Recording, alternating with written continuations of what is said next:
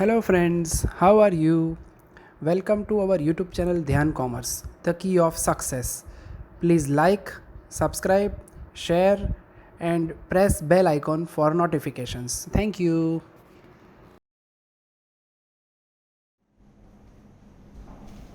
जय माता जी all dear student, welcome to online lecture of Dhyan commerce. Dhyan commerce के ऑनलाइन लेक्चर में आप सबका स्वागत है। सिंगल एंट्री चैप्टर का सबक आगे बढ़ाते हुए आज एक फिर से फुल सम लेने जा रहे हैं। Example number 19, page number 239। Single entry convert कर रहे हैं हम यहाँ पे डबल एंट्री में, यानी कि आपको प्रिपेयर करना है फाइनल अकाउंट्स और साथ ही साथ कुछ सिंगल एंट्री के प्योर अकाउंट। सब में हमें जो इन्फॉर्मेशन दिया होगा वो सिंगल एंट्री से पर्सन अपने अकाउंट मेंटेन कर रहे होंगे और हमें बोला गया होगा कि आप फाइनल अकाउंट प्रिपेयर करो।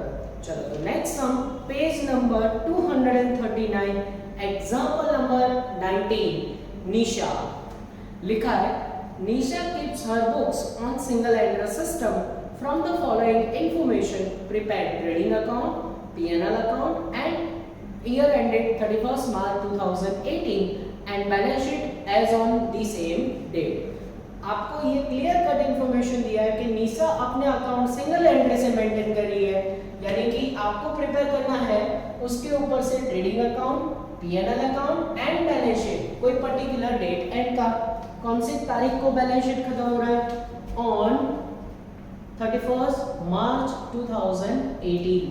तो फाइनल अकाउंट से सिर्फ मांगे, बाकी के अकाउंट हमने क्यों बनाए हैं? जैसे कि हमने यहाँ पे प्रिपेयर किया है स्टेटमेंट ऑफ अफेयर्स, फिर bills receivable, debtor, bills payable, creditor. Cash account नहीं बनाया। क्यों नहीं बनाया? कौन से अकाउंट बनाना है? अगर आपको ये समझना है तो आपको क्वेश्चन रीड करना पड़ेगा और तब पता चलेगा कि कितने और अकाउंट मेंटेन करना है। पहला इंफॉर्मेशन देखो, लिखा है asset and liability as on 1/4/2017। अब 1/4/2017 का बैलेंस यानी कौन सा बैलेंस? Opening balance. ओपनिंग सारी असेट एंड लायबिलिटी का दिया है, चेक करो क्या उसमें आपको ओपनिंग कैपिटल दिया है फर्स्ट इंफॉर्मेशन में। अगर ओपनिंग कैपिटल ना दिया हो तो इसका मतलब आपको ये स्टेटमेंट ड्रॉ करना पड़ेगा और जैसे कि हमने वो स्टेटमेंट ड्रॉ किया है। नेक्स्ट देखो, सेकंड इंफॉर्मेशन लिखा है summarise cash transaction for year ended 31/3/2018। Particular साल का ईयर एंडेड का आपको रेडीमेड कैश अकाउंट दिया है। उन्होंने लिखा है कैश ट्रांजैक्शन, पर आपको दिख रहा है कि वो रेडीमेड कैश अकाउंट है डेबिट क्रेडिट बैलेंस के साथ, तो हमने कैश अकाउंट बनाया नहीं है, राइट। थर्ड इंफॉर्मेशन है अदर इंफॉर्मेशन। फिर नंबर 4 आपको दिया है, 4 और 5 वो दोनों एडजस्टमेंट है, तो इसका मतलब हमारा वर्क अब स्टार्ट हो सकता है। स्टेटमेंट हमने बनाया क्योंकि ओपनिंग कैपिटल नहीं है। ये 4 अकाउंट तो रेगुलरली बनते ही है, कैश अकाउंट हमने मेंटेन नहीं किया है, ठीक है। चलो तो अब कहां से स्टार्ट करेंगे? सबसे पहला information, opening balance of asset and liability. अब बैलेंस है तो बैलेंस के लिए क्या रूल मैंने बताया है? बैलेंस का debit to debit, credit to credit effect. और ओपनिंग बैलेंस है, एक इफेक्ट कहां पे देंगे? स्टेटमेंट में, और दूसरी पर्टिकुलर अकाउंट में। तो आपके पास जो फर्स्ट इंफॉर्मेशन है असेट्स एंड लायबिलिटी, आपका ध्यान वहां पे होना चाहिए। पहला 2 asset, land and building, plant and machinery. Opening balance है, लिख रहा हूं स्टेटमेंट में, कहां लिखूं land and building and plant and machinery? वो आएगा असेट साइड, ये लिखा लैंड एंड बिल्डिंग, शॉर्ट में LNB, प्लांट एंड मशीनरी, दोनों एक जैसे। How much? 80,000 एंड 96,000। चलो सेकंड इफेक्ट सोचो, दोनों फिक्स असेट है, फिक्स अकाउंट हम नहीं बनाते, पर उसका इफेक्ट कहां जाएगा? बैलेंस शीट में असेट साइड लिखेंगे। ये लिखा मैंने land and building, but inner column outer column नहीं, 2-3 लाइन छोड़ के प्लांट एंड मशीनरी 96,000, क्योंकि इसमें चेंजेस होंगे और फिर हम क्लोजिंग बैलेंस तक जाएंगे। तो ओपनिंग इफेक्ट एक यहाँ पे, एक अकाउंट में। सेकंड देखते हैं। फिर उसके बाद बिल्स पेबल एंड क्रेडिटर, दोनों एक जैसे हैं, दोनों का ओपनिंग बैलेंस। पहला इफेक्ट कहाँ लिख रहा हूँ देखो, पहला इफेक्ट स्टेटमेंट ऑफ अफेयर्स में, ये लिखा क्रेडिट साइड का, डेबिट साइड बिल्स पेबल, और बिल्स पेबल का ओपनिंग एंड विद क्रेडिटर का ओपनिंग भी यहीं पे लिख देंगे। बिल्स पेबल है 32,000। अच्छा, क्रेडिटर का क्वेश्चन मार्क, क्रेडिटर का ओपनिंग बैलेंस नहीं दिया है, सो इसका मतलब क्रेडिटर का ओपनिंग बैलेंस हमें अभी नहीं पता चलेगा। जब क्रेडिटर अकाउंट बंद करेंगे तो क्रेडिटर का क्रेडिट साइड ओपनिंग बैलेंस होता है यहाँ पे। तो अभी से मैं इसको राउंड कर रहा हूँ ताकि लास्ट में मुझे पता चले कि क्रेडिटर अकाउंट बंद करने से उसका ओपनिंग बैलेंस मिलेगा, और जब क्रेडिटर का ओपनिंग बैलेंस आएगा तब ओपनिंग कैपिटल मिलेगा। स्टेटमेंट हम पहले बंद कर देते, वो अब नहीं कर पाएंगे क्योंकि दो बैलेंस एक साथ नहीं मिल सकते।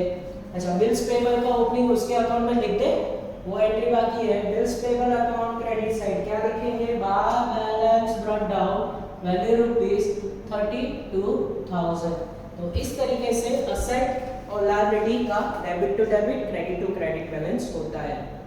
नेक्स्ट हमारे पास है stock, opening balance of stock. कहाँ लिखूं, असेट में लिख दे, यस ये लिखा मैंने, stock value rupees 40,000। Second effect, यहाँ पे असेट साइड यानी डेबिट, दूसरा कहाँ डेबिट होगा, ट्रेडिंग अकाउंट डेबिट साइड, ये है ओपनिंग स्टॉक 40,000, यहाँ पे डेबिट, यहाँ पे भी debit. Next one, bills receivable and creditor, दोनों एक ही है, दोनों करंट एसेट है। यहाँ पे लिखूं, ये लिखा मैंने बीआर, ये लिखा मैंने डेटर। बीआर का बैलेंस है 48,000 एंड देन डेटर का बैलेंस है 88,000। आगे बढ़े, अब इन दोनों का सेकंड इफेक्ट रह ना जाए, ये रहे दोनों अकाउंट। बिल्स रिसीवेबल का opening debit balance to balance brought down 48,000, debtor का opening to balance brought down 88,000। इस तरीके से चलो आगे बढ़ रहे हैं। देन उसके बाद ओपनिंग बैलेंस आई थिंक सारे खत्म हुए। अब ओपनिंग बैलेंस का काम खत्म हो चुका है, तो अब हम जाएंगे समराइज कैश ट्रांजैक्शन। ऑटोमेटिकली पता चल रहा है कि ये अकाउंट हमें रेडीमेड दिया है और ये सारे के सारे कैश ट्रांजैक्शन होंगे। ट्रांजैक्शन की एक डेबिट इफेक्ट, एक क्रेडिट इफेक्ट। उन्होंने अगर डेबिट किया हो तो हमें कहीं ना कहीं क्रेडिट करना है, अगर उन्होंने क्रेडिट किया है तो हमें कहीं ना कहीं डेबिट करना है। सबसे पहले उसकी डेबिट साइड को ले लेते हैं। पहला ओपनिंग बैलेंस है, क्या लिखा है, cash balance as on 1/4/2017, 24,000 cash का ओपनिंग बैलेंस है। हमने बनाए हुए अकाउंट में ओपनिंग बैलेंस कहाँ आएगा, स्टेटमेंट ऑफ अफेयर्स में, यहाँ लिखो कैश बैलेंस, हाँ 24,000, ये लिखो, ओपनिंग का इफेक्ट आ गया। नेक्स्ट डेबिट साइड मुझे दिख रहा है रिसीव फ्रॉम डेटर, डेटर के पास से पैसे मिले, कैश आ रहा है, कौन पैसे दे रहा है, credit to giver to debtor account, उन्होंने डेबिट किया, हम यहाँ डेटर अकाउंट में क्रेडिट करेंगे, बाय कैश अकाउंट, सामने वाले अकाउंट का नाम, वैल्यू है 2,40,000। इस तरीके से नेक्स्ट वन, उन्होंने डेबिट किया, हमने क्रेडिट। नेक्स्ट है बिल्स रिसीवेबल, अगेंस्ट बीआर के पैसे मिले आपको, कैश आ रहा है, कैश अकाउंट डेबिट, कौन सा क्रेडिट करोगे, टू बीआर अकाउंट, डेटर की तरह यहाँ पे भी bye cash account, value rupees 96,000। Next transaction पे आगे बढ़ते हैं, लिखा है बैलेंस एज ऑन 31/3/2018। अच्छा, ये तो बैलेंस है और वो भी डेट पे से पता चलता है क्लोजिंग बैलेंस है। अब कैश का क्लोजिंग तो क्रेडिट साइड होता है, तो ये किसका क्लोजिंग बैलेंस है, जब आपको कैश अकाउंट में किसी ऐसा क्लोजिंग बैलेंस हो ऑपोजिट साइड तो वो बीओडी का होगा। देखो एक और पॉइंट बता रहा हूँ, कैश अकाउंट में क्रेडिट साइड सबसे पहला देखो बैंक ओवरड्राफ्ट करके लिखा हुआ है बैंक ओवरड्राफ्ट का ओपनिंग 1417 करके बैंक ओवरड्राफ्ट का ओपनिंग दिया है, तो ये जो लास्ट में है बैलेंस 31/3/18 वो कौन सा बैलेंस है, बीओडी का क्लोजिंग बैलेंस। तो आपके पास 20,000 बीओडी का क्लोजिंग है, क्लोजिंग बैलेंस कहाँ लिखोगे, सारे क्लोजिंग बैलेंस हम राइट डाउन करते हैं बैलेंस शीट में। लायबिलिटी साइड यहाँ लास्ट में बीओडी करके क्लोजिंग बैलेंस, वैल्यू रुपीस 20,000। आगे बढ़े, अब नेक्स्ट बीओडी का ओपनिंग है, जैसे क्लोजिंग आपने बैलेंस शीट में लिखा, ओपनिंग कहाँ लिखोगे, स्टेटमेंट ऑफ अफेयर्स में।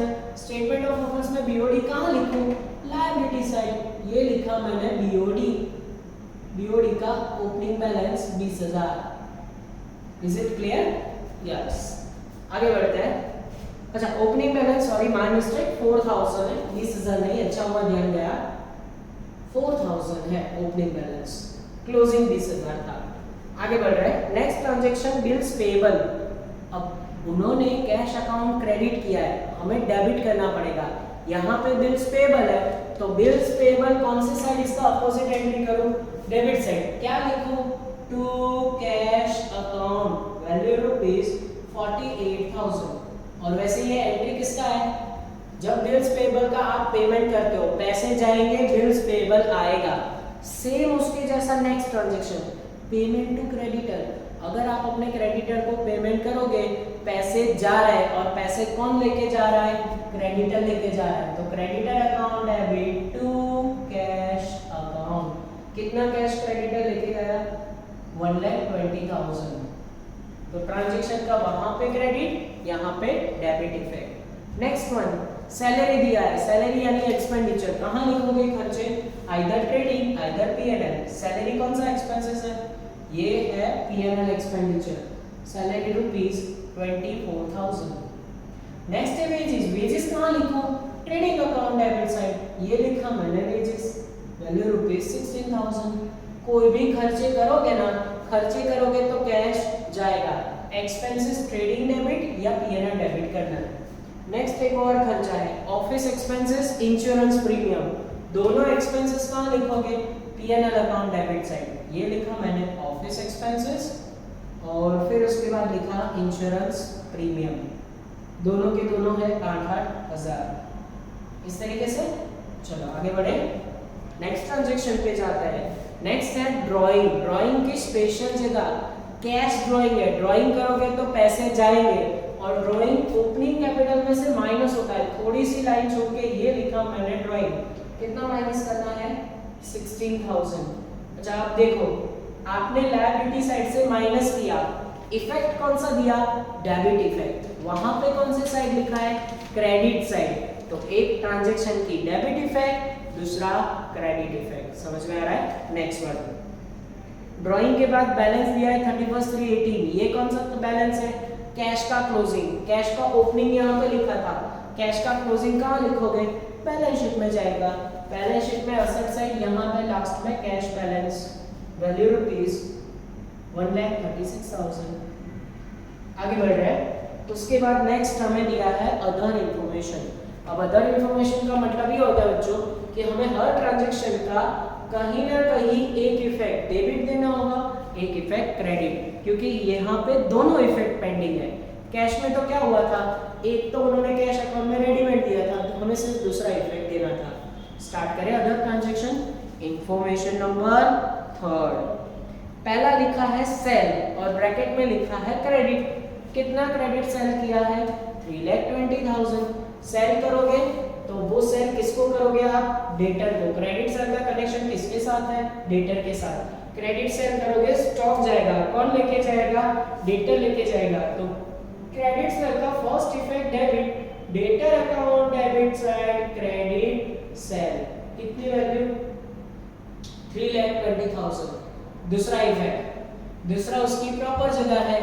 सेल में दो सेल होते हैं, कैश एंड क्रेडिट। ये वाला कौन सा है, क्रेडिट। अच्छा मेरे हिसाब से कैश सेल है ही नहीं है, कैसे पता चला, अगर होता तो कैश अकाउंट में उसकी एंट्री आ गई होती। हमने ऊपर अभी कैश अकाउंट पूरा किया है, कैश अकाउंट में नहीं आया, इसका मतलब कैश सेल नहीं है। और उन्होंने नीचे ब्रैकेट में मेंशन भी किया है कि सारा सेल क्रेडिट ही है। अच्छा क्रेडिट परचेस भी कहीं, कैश परचेस भी कहीं नहीं आया, तो वो भी नहीं होगा, राइट। नेक्स्ट देखो, डिस्काउंट टू कस्टमर। अच्छा डिस्काउंट टू कस्टमर अलाउड समझोगे या रिसीव्ड समझोगे, कस्टमर वर्ड लिखा है ना, इसीलिए वो डेटर के साथ कनेक्टेड है। हम डेटर को डिस्काउंट अलाउड करेंगे, क्या होगा वो, डिस्काउंट अलाउड। डिस्काउंट अलाउड का फर्स्ट एंट्री वो हमारे लिए खर्चा है, नुकसान है, पीएनएल अकाउंट डेबिट। ये लिखा मैंने डिस्काउंट अलाउड। कितना डिस्काउंट है, value rupees 8,000। Second effect debtor account credit side, discount allowed, value rupees 8,000। एक इफेक्ट डेबिट, दूसरा क्रेडिट। आगे बढ़ रहे हैं। थर्ड वन, परचेस ब्रैकेट में लिखा है क्रेडिट। अब जितना भी परचेस है सारा का सारा क्रेडिट है। कहाँ लिखोगे, परचेस एक तो डेबिट इफेक्ट आएगी, trading account debit side. Purchase cash होता है, क्रेडिट होता है। ये कौन सा वाला है, क्रेडिट वाला है। चलो कितना है, 2,00,000। 40,000। सेकेंड इफेक्ट कहाँ जाएगी? क्रेडिट परचेस करोगे, गुड्स आएगा, कौन आपको गुड्स दे रहा है? क्रेडिटर दे रहा है, तो credit to giver, creditor account, credit side, credit purchase, कितना वैल्यू? 2,40,000। आगे बढ़े बच्चों, नेक्स्ट वन देखो, नेक्स्ट में लिखा है सेल्स रिटर्न। सेल्स रिटर्न करोगे, गुड्स वापस आएगा, गुड्स वापस आएगा तो उसकी एंट्री वैसे डेबिट होनी चाहिए, पर यहाँ पे हम सेल में से माइनस करते हैं रिटर्न। चलो सेल्स रिटर्न का वैल्यू बोलो, वैल्यू रुपीस 16,000 आई थिंक मुझे दिखाई दे रहे हैं, हाँ। नेक्स्ट देखोगे, इसमें से माइनस ही कर देते हैं, तो 3,04,000 आई थिंक बाहर आंसर जाएगा। नेक्स्ट सेल्स रिटर्न का दूसरा एंट्री कहाँ होगा? Sales return debtor account credit side, debtor हमें वापस कर रहा है, ये लिखा मैंने सेल्स रिटर्न 16,000। अच्छा, यहाँ पे माइनस किया क्रेडिट साइड से, इफेक्ट आपने डेबिट दिया है, यहाँ पे कौन से साइड लिखा है? क्रेडिट साइड, तो हो गया ट्रांजैक्शन का एक डेबिट एंड क्रेडिट इफेक्ट, हाँ। नेक्स्ट ट्रांजैक्शन है डिस्काउंट अलाउड बाय सप्लायर। अब अलाउड वन लिख के आपको थोड़ा सा कंफ्यूजिंग किया है, वैसे डिस्काउंट अलाउड टू डेटर होता है, पर यहाँ से अलाउड लिखा है सप्लायर, बाय सप्लायर वर्ड लिखा है, तो यानी कि आपके सप्लायर ने आपको डिस्काउंट दे दिया है। सो अब वो सप्लायर आपको डिस्काउंट दे रहा है, दैट मींस डिस्काउंट रिसीव्ड है, जानबूझ के परेशान किया है, सप्लाई यानी कि क्रेडिटर। अब उसने आपको डिस्काउंट दिया है तो उसकी इफेक्ट क्या होनी चाहिए? क्रेडिटर अकाउंट डेबिट साइड क्या लिखेंगे? डिस्काउंट रिसीव्ड, अलाउड नहीं, और वो वैल्यू आएगा 8,000। सेकेंड इफेक्ट कहाँ जाएगी? PNL account credit discount received, value rupees 8,000। Clear cut दिख रहा है? सारा वर्ड पे जितने भी अकाउंट्स है आराम से इसको आप कॉपी कर सकते हो। तो जानबूझ के हमें कंफ्यूज किया था, डिस्काउंट रिसीव्ड करके यहाँ पे हमने एंट्री कर दिया, ठीक है। तो सप्लायर वर्ड से पता चलना चाहिए, अलाउड वर्ड को पकड़ के नहीं रखना है। कस्टमर यानी कि डेटर, सप्लायर यानी कि क्रेडिटर, तो सप्लायर का दूसरा नाम क्रेडिटर होता है, और जो आपको बोला हो कस्टमर, तो उसका दूसरा नाम डेटर होता है। ये याद रखना पड़ता है, रट्टा मारने से काम नहीं होता। नेक्स्ट ट्रांजैक्शन पे आगे बढ़ता है। नेक्स्ट है bills receivable received during the year. BR हमें रिसीव्ड हुआ ड्यूरिंग द ईयर। कई लोगों का एंट्री में लोचा मारता है, बीआर एक्सेप्ट की एंट्री है, अगर मुझे एंट्री करवानी हो तो देखो यहाँ पे आपको एंट्री करवा रहा हूँ, बीआर रिसीव्ड। जब आपके पास बीआर रिसीव्ड होता है, बीआर का कनेक्शन किसके साथ है? डेटर के साथ है, यानी आपका डेटर जब आपको पैसे ना दे, आपने उसको सेल किया है, तो हम बीआर लिखेंगे, डेटर एक्सेप्ट करेगा और हमें लौटाएगा। हमारे पास बीआर आ रहा है कि बीआर जा रहा है? तो बीआर रिसीव्ड होगा तो बीआर आएगा, बीआर आएगा तो क्या करेंगे? BR account debit to debtor account, ये एंट्री होगी, ठीक है। और एंट्री का पोस्टिंग कहाँ करेंगे? ये देखो, ये लिखा है बीआर अकाउंट डेबिट साइड, क्या लिखे? टू डेटर अकाउंट लिख दे। कितना वैल्यू है बोलो? वैल्यू है रुपीस 80,000। आगे बढ़ रहे हैं, दूसरा posting debtor account credit side, सामने वाले अकाउंट का नाम बीआर अकाउंट करके 80,000। सबको समझ में आ गया ट्रांजैक्शन? एंट्री भी करवा दी ताकि आपको कोई प्रॉब्लम ना हो। नेक्स्ट ट्रांजैक्शन है bills payable accept during the year. अब बिल्स पेएबल का कनेक्शन है क्रेडिटर के साथ, कई लोगों का एंट्री नहीं आती, तो इसकी भी एंट्री मैं आपको करवा देता हूँ। वैसे याद रखो कि जनरल एंट्री के कोई एक्स्ट्रा मार्क्स नहीं है, जनरल एंट्री आपको पूछी भी नहीं है, बट कुछ ट्रांजैक्शन की एंट्री अगर आप भूल जाओ, इसकी वजह से मैं समय करवा रहा हूँ। नेक्स्ट है bills payable accepted. Bills payable accept करो तो क्या एंट्री होगी? हमारा क्रेडिटर हम पे बिल्स लिखेगा, हम एक्सेप्ट करेंगे, बिल्स पेएबल आएगा या जाएगा, हम एक्सेप्ट करके क्रेडिटर को देंगे तो बिल्स पेएबल जाएगा, और कौन लेके जाएगा? क्रेडिटर लेके जाएगा। तो बिल्स पेएबल एक्सेप्ट की एंट्री होती है डेबिट टू रिसीवर, यानी creditor account debit to bills payable account, ये वाली एंट्री होगी। पोस्टिंग करें, कब पोस्टिंग होगी? Creditor account debit side, bills payable account. Generally ये ट्रांजैक्शन यहाँ पे आपको लास्ट में मिलता है, पर इसका समय पहले नहीं हुआ है 64,000। सेकंड क्वेश्चन कहाँ करोगे? Credit bills payable account credit side लिखेंगे क्रेडिटर अकाउंट। अब तक दो सब में ये मिसिंग में आता था, अब यहाँ पे हमें दे दिया है। क्लियर? चलो अब आगे बढ़े। अब मुझे आई थिंक नेक्स्ट दो ट्रांजैक्शन वो तो क्लोजिंग बैलेंस लिख रहे हैं। पेज नंबर 240 निकाला, दो अकाउंट पे ध्यान गया तो लिखा है स्टॉक एंड सन्ड्री क्रेडिटर, दोनों के ब्रैकेट में एक डेट लिखी है 31/3/2018, यानी कि ये स्टॉक का और क्रेडिटर का क्लोजिंग बैलेंस है। क्लोजिंग बैलेंस हम तो कहाँ लिखोगे? पहली इफेक्ट बैलेंस शीट में, दूसरी पर्टिकुलर अकाउंट में। तो चलो सबसे पहले बैलेंस शीट में लिखते हो, क्योंकि दूसरी आप कभी नहीं भूलोगे, ये क्लोजिंग स्टॉक है, ट्रेडिंग में ही आएगा। पहला भूल जाते हो, पहला इफेक्ट आप बैलेंस शीट में दोगे इसका। ये लिखा मैंने क्लोजिंग स्टॉक और वैल्यू रुपीस है 40,000। सेकेंड इफेक्ट ट्रेडिंग अकाउंट में यहाँ पे 40,000। चलिए क्लोजिंग स्टॉक लिखा जा चुका है, क्लोजिंग स्टॉक मैंने लिख दिया है। नेक्स्ट वन, उसके बाद नेक्स्ट हमें क्लोजिंग बैलेंस दिया है sundry creditor. Sundry creditor closing balance, पहला इफेक्ट कहाँ दोगे? ऑलवेज बैलेंस शीट में लिखना चाहिए। लायबिलिटी साइड लिख दो बीओडी के साथ, ये लिखा मैंने क्रेडिटर का closing, value rupees 80,000। Second effect कहाँ पे जाएगी? सेकेंड इफेक्ट जाएगी क्रेडिटर अकाउंट डेबिट साइड सबसे लास्ट में, टू बैलेंस कैरी फॉरवर्ड 20,000। इस तरीके से नेक्स्ट वन, जैसे ये क्लोजिंग बैलेंस लिख दिए, अब हमारे पास लास्ट में दो एडजस्टमेंट और अकाउंट हमें बंद करने हैं। तो अब अकाउंट बंद करने से पहले एडजस्टमेंट की इफेक्ट देंगे, जिसमें से पहला सबसे कॉमन एडजस्टमेंट आ रहा है adjustment number 4, provide depreciation on land and building 10%, plant and machinery 5%। Land and building and plant machinery पे डेप्रिसिएशन चार्ज करो, कर दिए यहाँ से माइनस, ये लिखा डेप्रिसिएशन। लैंड एंड बिल्डिंग पे 10%, प्लांट एंड मशीनरी पे 5%। निकालो इसके 10% यानी 8,000, बाहर जाएगा 72,000। यहाँ का 5% निकालो डेप्रिसिएशन, आंसर आएगा 4800 एंड 4800 हमें माइनस करेंगे तो बाहर का आंसर आ जाएगा 91,200। चलो अब सेकेंड इफेक्ट किसका देना है? क्लोजिंग बैलेंस ना, क्लोजिंग बैलेंस का सेकेंड इफेक्ट नहीं देना है, हमें देना है डेप्रिसिएशन का सेकेंड इफेक्ट। कहाँ लिखोगे डेप्रिसिएशन? पीएनएल अकाउंट डेबिट, क्या लिखेंगे? Depreciation on land and building, depreciation on plant and machinery, how much? 8,000, 4800। अब देखो यहाँ से एडजस्टमेंट के भी एक डेबिट एंड एक क्रेडिट इफेक्ट होती है।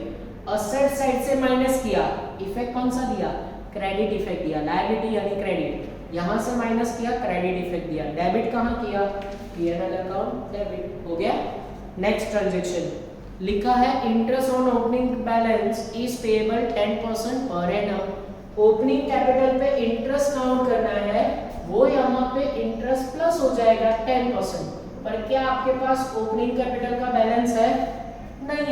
नहीं है तो यहाँ पे अटक गए। सेकेंड एडजस्टमेंट के लिए आपको ओपनिंग कैपिटल का वैल्यू चाहिए, तो ओपनिंग कैपिटल वैल्यू के लिए क्रेडिटर का वैल्यू चाहिए। तो इसका मतलब अब हमें ये अकाउंट बंद करने पड़ेंगे और वहां से क्रेडिटर का बैलेंस ढूंढ के ओपनिंग कैपिटल ढूंढना पड़ेगा। चलो अकाउंट बंद करें।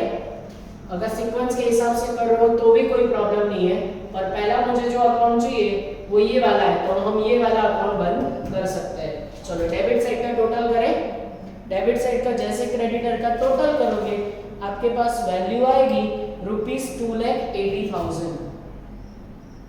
यहाँ भी 2,80,000, यहाँ पे भी 2,80,000। उसमें से 240 माइनस करोगे 40,000 आपको वैल्यू मिल जाएगा ओपनिंग बैलेंस ऑफ क्रेडिटर।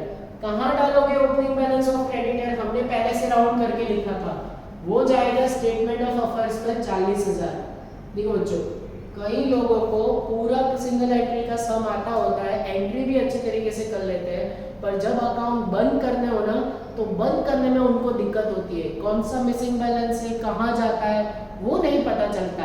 तो जब हम ये काम कर रहे होते हैं, पूरा माइंड कॉन्सेंट्रेट करके यहाँ पे ध्यान देना, क्योंकि अकाउंट बंद होने में आपको प्रैक्टिस अच्छी सी होनी चाहिए, तब पता चलता है कि ये कौन सा मिसिंग बैलेंस है। अब हम ये स्टेटमेंट भी बंद कर सकते हैं। हाँ, उसका असेट साइड का टोटल ज्यादा होगा। असेट साइड का टोटल है 3,76,000 ये सब कुछ माइनस करने के बाद आपको ओपनिंग बैलेंस मिलेगा 30,000 राइट। और फिर उसके बाद क्या करेंगे, ये ओपनिंग कैपिटल जो 30 है वो यहाँ पे रख दो बच्चों, ये लिखा मैंने 30,000 यहाँ पे। उससे 10% अब इंटरेस्ट चार्ज कर सकते हैं, इंटरेस्ट 10% यानी 3,000। इस तरीके से अब ये 3,000 का दूसरा एंट्री भी देना पड़ेगा ना, इंटरेस्ट ऑन ओपनिंग कैपिटल कहाँ लिखोगे, अगेन आप लिखोगे P&L अकाउंट डेबिट, ये लिखा मैंने interest on capital, value rupees 3,000।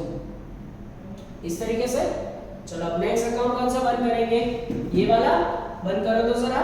इसका बैलेंस आएगा 1,28,000, 128 यहाँ पे रखा, उसमें से 96 माइनस करो तो आपको क्लोजिंग बैलेंस मिलेगा 32,000। देखो अब मेरा क्या टेक्निक है, मैं स्टार्टिंग से ओपनिंग और क्लोजिंग लिख के रखता हूँ, तो मुझे तुरंत पता चल जाता है कि मिसिंग ये क्लोजिंग है या ओपनिंग है, वो तो आराम से मिल जाता है। तो आपका भी एक प्रॉपर टेक्निक होना चाहिए।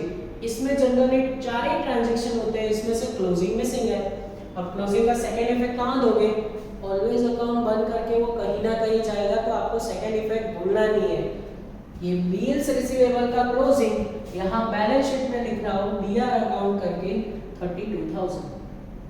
नेक्स्ट वन क्लोज करो डेटर अकाउंट, डेबिट साइड का उसका भी टोटल ज्यादा है, टोटल आएगा 4,88,000, 4,08,000 यहाँ पे रखा। जो मिसिंग वैल्यू है वो आएगा 64,000। कितना आएगा आंसर, 64,000। और 64,000 कहाँ पे लेके जाओगे, डेटर अकाउंट में। ये बैलेंस आएगा asset side, again debtor account 64,000। इस तरीके से नेक्स्ट बंद करो बिल्स पेएबल अकाउंट, उसका क्रेडिट साइड का टोटल ज्यादा है, 96,000 यहाँ पे क्रेडिट साइड आ रहा है, 96 यहाँ पे रखा। मिसिंग हमने ढूंढा तो वो आ रहा है 48,000। कौन सा बैलेंस होगा मिसिंग, स्टार्टिंग में ओपनिंग है, तो ये लास्ट में क्या होगा, ये होगा आपका क्लोजिंग। बिल्स पेएबल क्लोजिंग कहाँ लिखो, लायबिलिटी साइड, क्रेडिटर के साथ लिख सकते हो, अलग से भी लिख सकते हो। Bills payable value rupees 48,000। Next account कौन सी बारी आ रही है, अब आई थिंक P&L की बारी आ रही है। अच्छा परचेज रिटर्न यहाँ पे एक एंट्री देना रहेगा था, या परचेज रिटर्न है ही नहीं, आई थिंक परचेज रिटर्न 8,000 का एक एंट्री रह गया था बच्चों। कैसे पता चला, यहाँ पे नहीं लिखा, देखो तो चला। यस, लास्ट में हमें एक मिस्टेक मिला कि परचेज रिटर्न यहाँ से 8,000 माइनस करने चाहिए थे बच्चों, और परचेज रिटर्न का यहाँ पे एंट्री होना चाहिए था परचेज रिटर्न 8,000।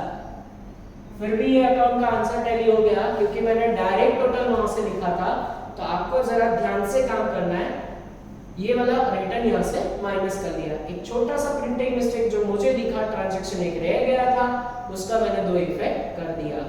अब ट्रेडिंग अकाउंट बंद करें बच्चों, यहाँ से इसका और इसका टोटल 3,44,000 दिख रहा है, 344,000, और ये और इसको भी माइनस करके बाहर लिखना है 2,32,000।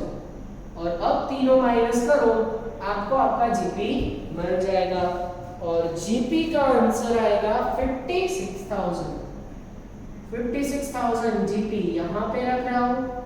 और फिर आप P&L अकाउंट का टोटल करोगे, कौन सी साइड ज्यादा आ रहा है ये चेक करोगे।